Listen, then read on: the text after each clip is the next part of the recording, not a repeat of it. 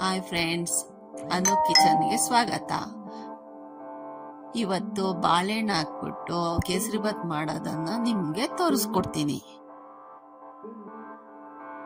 First stove ಹಚ್ಚಿ PAN ಇಟ್ಟು ಅದಕ್ಕೆ 2 ಸ್ಪೂನ್ ತುಪ್ಪ ಹಾಕಿ ಗೋಡಂಬಿನ ಹುರ್ಕೋತಾ ಇದ್ದೀನಿ.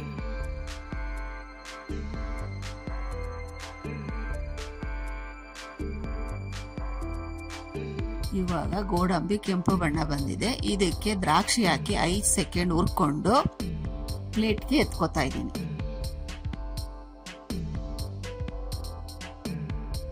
ಅದೇ ಪಾನಿಗೆ ತುಪ್ಪ ಇರುತ್ತೆ, ಆ ತುಪ್ಪಕ್ಕೇನೆ 1 ಬೌಲ್ನಷ್ಟು ರವೆನ ಹಾಕೊಂಡು ಹುರ್ಕೊಬೇಕು. ರವೆ ಕಂದು ಬಣ್ಣ ಗಂಟ ಹುರ್ಕೊಬೇಕು, ಯಾಕಂದ್ರೆ ಅದು ಹಸಿ ವಾಸನೆ ಹೋಗೋ ಗಂಟ ರವೆನ ಹುರ್ಕೊಬೇಕು. ಕಂದು ಬಣ್ಣ ಅಂದ್ರೆ ಸ್ವಲ್ಪ ಕೆಂಪಾಗಿ ಬರುತ್ತೆ, ಆವಾಗ ಹುರ್ಕೊಂಡ್ರೆ ಕೇಸರಿ ಬಾತು ತುಂಬಾ ಚೆನ್ನಾಗಿರುತ್ತೆ.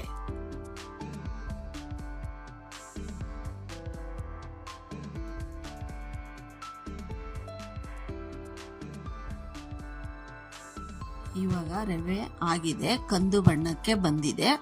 ಇದನ್ನ ಇವಾಗ ಬೇರೆ ಪ್ಲೇಟಿಗೆ ಎತ್ಕೊಳ್ತಾ ಇದ್ದೀನಿ.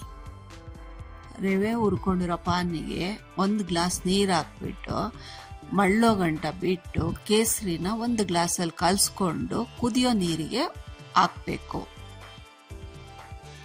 ನೀರು ಕೇಸರಿ 2 ಮಿಕ್ಸ್ ಮಾಡಿದೀವಿ. ಇದಕ್ಕೆ ಬಾಳೆಹಣ್ಣನ್ನ ಹಾಕ್ತಾ ಇದ್ದೀವಿ. ಬಾಳೆಹಣ್ಣು ಇದೇ ಮೇಯ್ನು ಕೇಸರಿ ಬಾತಿಗೆ ಬೇಕಾಗಿರೋದು, ಅದಕ್ಕೋಸ್ಕರ ಬಾಳೆಹಣ್ಣನ್ನ ಹಾಕ್ತಾ ಇದೀವಿ. ಅದು ಯಾವ್ದಾದ್ರೂ ಪರವಾಗಿಲ್ಲ, ಪಚ್ಚ ಬಾಳೆಹಣ್ಣಾದ್ರೂ ಪರವಾಗಿಲ್ಲ, ಏಲಕ್ಕಿ ಬಾಳೆಹಣ್ಣಾದ್ರೂ ಪರವಾಗಿಲ್ಲ, ಸಣ್ಣ ಸಣ್ಣಗೆ ಹಚ್ಬಿಟ್ಟು ನೀರಿನೊಳಗೆ ಮಿಕ್ಸ್ ಮಾಡಿ.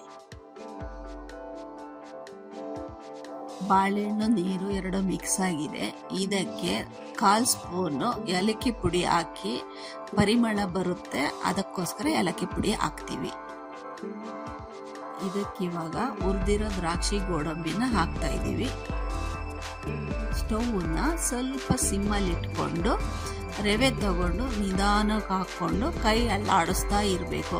ಇಲ್ದಿದ್ರೆ ಅದಕ್ಕೆ ಗಂಟು ಬೀಳುತ್ತೆ. ರವೆ ಗಂಟು ಬಿತ್ತು ಅಂದ್ರೆ ಕೇಸರಿ ಬಾತ್ ಹಾಳಾಗುತ್ತೆ.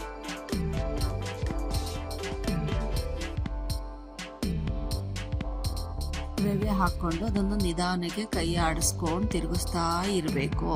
ತಿರುಗಿಸ್ತಾ ಇದ್ರೆ ಅದು ಒಂದು ಹದಕ್ಕೆ ಬರ್ತಾ ಇರುತ್ತೆ.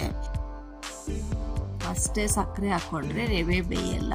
ಅದು ಒಂದು ಹದಕ್ಕೆ ಬರೋ ಗಂಟ ಅದು ಬೆಂದಾದ್ಮೇಲೆ ನಾವು ಅದನ್ನ ನೋಡ್ಕೊಂಡು ಅದಕ್ಕೆ ಸಕ್ಕರೆ ಹಾಕೋಬೇಕು. ಇವಾಗ ರವೆ ಬೆಂದಿದೆ, ಹಾಗಾಗಿ 1 ಬೌಲ್ ರವೆಗೆ 1/2 ಬೌಲ್ ಸಕ್ಕರೆಯನ್ನು ಅದಕ್ಕೆ ಹಾಕ್ತಾ ಇದ್ದೀವಿ. ಸಕ್ಕರೆ ಹಾಕೊಂಡು ಸ್ವಲ್ಪ ಅದನ್ನು ಹುರ್ಕೊಂಡು ಅದ್ರ ಜೊತೆಗೆ ತುಪ್ಪ ಮತ್ತೆ ಎಣ್ಣೆ 2 ಹಾಕೊಂಡು ಅದನ್ನು ಸ್ವಲ್ಪ ಅಳ್ಳಾಡಿಸ್ಕೊಂಡು ನಿಧಾನಕ್ಕೆ ಕೈ ಆಡಿಸ್ತಾ ಇರಬೇಕು. ಕೈ ಆಡಿಸ್ತಾ ಇದ್ದಂಗೆ ಅದು ಒಂದು ತಿಳಿಯಾಗಿ ಬರ್ತಾ ಇರುತ್ತೆ.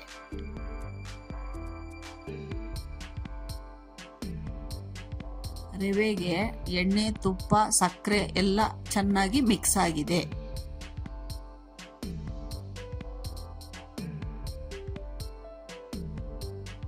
ನೋಡ್ತಾ ಇದ್ದೀರಾ, ಕೇಸರಿ ಬಾತಲ್ಲಿ ಬಾಳೆಹಣ್ಣು, ದ್ರಾಕ್ಷಿ, ಗೋಡಂಬಿ ಕಲ್ಲರು ತುಂಬಾ ಚೆನ್ನಾಗಿ ಕಾಣಿಸ್ತಾ ಇದೆ.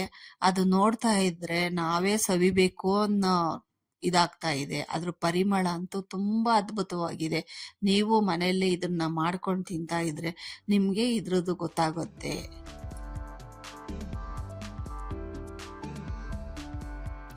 ಸ್ವಲ್ಪ ಉರಿ ಜಾಸ್ತಿ ಮಾಡಿಕೊಂಡು ನೀಟಾಗಿ ಹುರ್ಕೊಂತ ಸುತ್ತ ಎಲ್ಲ ತಕ್ಕೊಳ್ತಾ ಇರ್ಬೇಕು ಕೇಸರಿ ಬಾತ್ನ. ಅದು ತಳ ಹತ್ತದಿಲ್ದಂಗೆ ನೀಟಾಗಿ ಕೈ ಆಡಿಸ್ಕೊಂಡು ತಿರುತ್ತಾ ಇದ್ರೆ ಅದು ಕೇಸರಿ ಬಾತ್ ರೆಡಿ ಆಗುತ್ತೆ.